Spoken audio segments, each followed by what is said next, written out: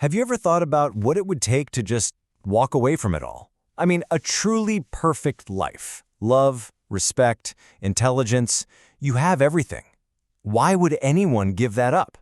Well, that is the exact paradox we're diving into today, because it's at the very heart of the story of Siddhartha. So let's break this down. On one side, you have how the world saw him, this handsome, brilliant young man, basically a prince, destined for greatness. But on the other side, Siddhartha's view of himself?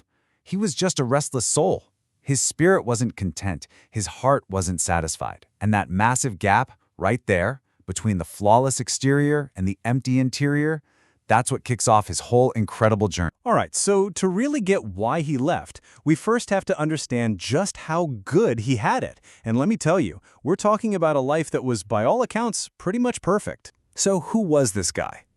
Well, for starters, he's the son of a really respected spiritual leader, a Brahmin. He's growing up in this gorgeous place, with mango groves and sunny riverbanks. And he wasn't just coasting. He was seriously dedicated, practicing meditation, the art of reflection. He even knew how to feel Atman, this idea of the indestructible self that's one with the entire universe. So he had the looks, the brains, and the spiritual upbringing. And his father? He couldn't have been prouder. He's this great scholar himself, and he looks at his son and sees the future. He sees a great wise man, a priest, a true prince among his people. The hopes and dreams riding on this kid, they were absolutely immense. And his mother? Oh, she just adored him. The text says her breast filled with bliss just looking at him.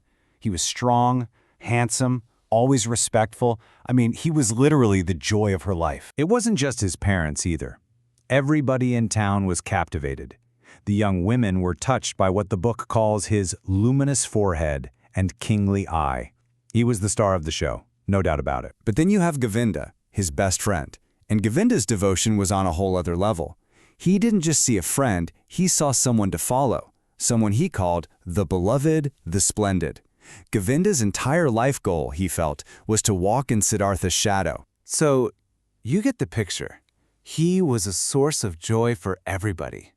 Everybody, that is, except for himself. And this is where that perfect life starts to crack. This quote just says it all, doesn't it? But he, Siddhartha, was not a source of joy for himself. All that love, all that admiration from everyone, it just couldn't get in. Inside, he felt nothing. No delight, no satisfaction. You see, his mind was always buzzing. Restless thoughts and dreams were constantly flowing in, like water from a river. Even when he was meditating, supposed to be finding peace, his head was full of noise.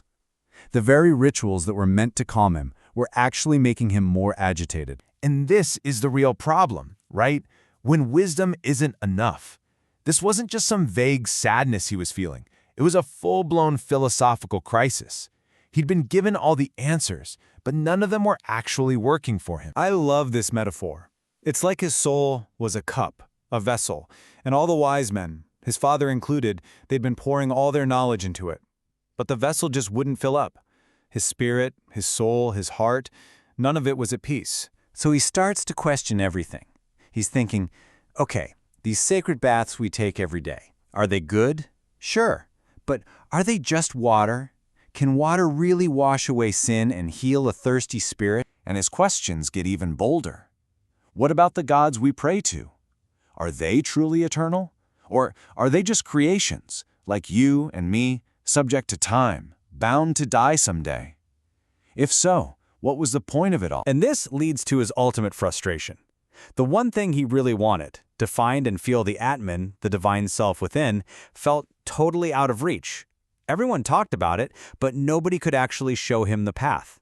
The knowledge was there, but the way to live it was hidden. And then, one day, a new path, a radical alternative, literally walked right into his town. They were called the Samanas. And just look at the contrast to Siddhartha's life. These guys are wandering ascetics. They're skinny, withered, almost naked.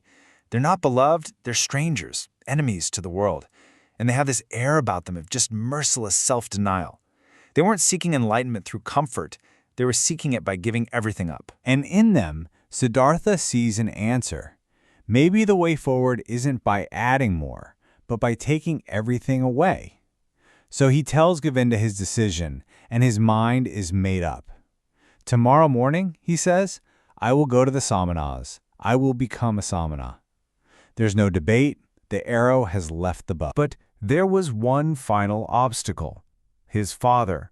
And what happened next wasn't a shouting match. It was something much more powerful, a silent battle of wills. So here's how it goes down. Siddhartha approaches his father with perfect respect. He waits to be noticed, and then he makes his request. I'm leaving tomorrow to become a samana. His father is just filled with this indignation and forbids it, flat out. He says, I wish not to hear this request for a second time from your mouth. What happens next is incredible. Siddhartha doesn't argue. He doesn't say a word. He just stands there all night long. His father can't sleep. He keeps coming back to check on him. And with each hour, his heart cycles through anger, then anxiety, then unrest, and finally, just this deep sadness. By morning, he looks at his son, standing there motionless, and he gets it. He realizes the battle is over. Siddhartha's body is still there, but his soul's already gone. That silent resolve worked. The conflict ends not with anger, but with a quiet, painful acceptance. The first step can finally be taken. His father's final words are just heartbreaking and so telling. He says, Go into the forest and be a samana. But when you find blissfulness in the forest, then come back and teach me to be blissful. It's this incredible moment of surrender mixed with a tiny sliver of desperate hope. So as Siddhartha leaves his home for the first time, on stiff legs, a shadow emerges to join him. It's Govinda, of course. He kept his word. And with this quiet, simple exchange, a whole new chapter begins. The first step on a long, uncertain path is finally taken. So this brings us back to that central question. Siddhartha gave up a perfect life in search of something more, something real.